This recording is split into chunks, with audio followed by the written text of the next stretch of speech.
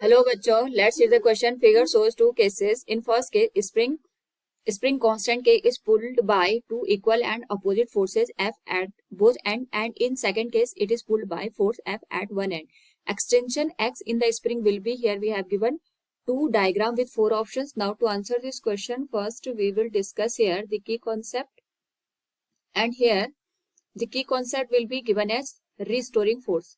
तो जब हम बात करते हैं स्प्रिंग के केस में हमारे पास यहाँ पे सपोज ये स्प्रिंग है, इस पे हमने यहाँ पे एक एक्सटर्नल फोर्स लगाया F, तो यहाँ पे हमारे पास जो स्प्रिंग होगी इसके अंदर अपनी ओरिजिनल पोजीशन में आने की कैपेसिटी होती है जिसको हम इलास्टिसिटी के नाम से जानते हैं।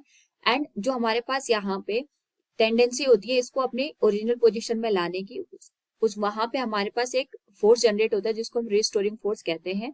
और हमारे पास जो रिस्टोरिंग फोर्स की वैल्यू होती है ये हमेशा अप्लाइड फोर्स के बराबर होती है इन मैग्नीट्यूड। लेकिन अगर हम बात करेंगे डायरेक्शन की तो इसके जस्ट डायरेक्शन हमारे पास अपोजिट होती है, यानी जितना रिस्टोरिंग फोर्स जनरेट होता है उसके जस्ट अपोजिट डायरेक्शन में हमारे पास यहाँ पे जो अप्लाइड फोर्स होता है उसकी डायरेक्शन हमें देखने को मिलती है। साथ में अगर हम बात करें एफ रिस्टोरिंग फोर्स की, that will be given as minus of K X, यानी हमारे पास जिस भी डायरेक्शन में डिस्प्लेसमेंट होता है, सपोज ये स्प्रिंग है, ये इसकी मीन पोजीशन पे हमने अभी रखी है, अगर हम इस पे फोर्स लगा के उसको फॉरवर्ड डायरेक्शन में मूव करते हैं तो उस पर्टिकुलर केस में यहाँ पे हमारे पास जो रिस्टोरिंग फोर्स होगा जस्ट अपोजिट डायरेक्शन में होगा, एंड जो डिस्प्लेसमेंट की डायरेक्शन है उसके जस्ट अपोजिट डायरेक्शन में रिस्टोरिंग फोर्स यहाँ पे एक्ट करता है। तो क्वेश्चन के अकॉर्डिंग हमारे पास दो कंडीशन दे रखी है, दोनों ही केस में हमें एलोंगेशन की वैल्यू को फाइंड आउट करना है। अगर हम फर्स्ट केस को देखते हैं, इस केस में हमारे पास दोनों एंड पे हम फोर्स लगा रहे हैं एफ के बराबर। नाउ अगर हम यहाँ पे एफ डैश से इस टोटल फोर्स को देखते हैं, या एफ डैश हमारे पास नेट फोर्स को इंडिकेट कर रहा है, तो जो टोटल फोर्स हमारे पास गिवन है that will be equal to twice of F, ये हमारे पास ट्वाइस ऑफ एफ के बराबर आएगा। अगर हम बात करें इस पर्टिकुलर पॉइंट पे हम इस डायरेक्शन में फोर्स लगा रहे हैं तो इसके करस्पॉन्डिंग जो रिस्टोरिंग फोर्स होगा ये हमारे पास जस्ट अपोजिट डायरेक्शन में एक्ट करेगा, जिसको हम यहाँ पे एफ रिस्टोरिंग से इंडिकेट करेंगे।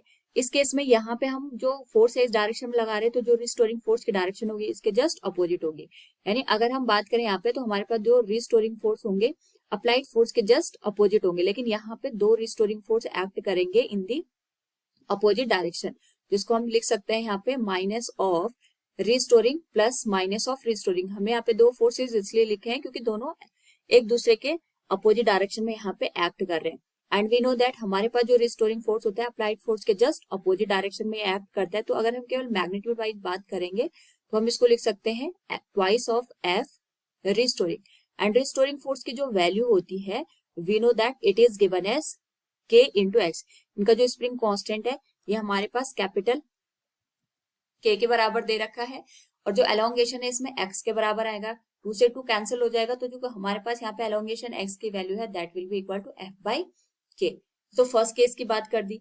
सेकंड केस में अगर हम बात करें यहाँ पे तो हमने एक एंड को यहाँ पे होल्ड पे रखा हुआ है फ्रॉम दिस रिजिड एंड, इस पे हम इस डायरेक्शन में फोर्स लगा रहे हैं, जिस वजह से जो हमारे पास रिस्टोरिंग फोर्स की डायरेक्शन होगी उसके जस्ट अपोजिट हमें देखने को मिलेगी। तो मैग्नीट्यूड वाइज अगर हम बात करें F will be given as F restoring.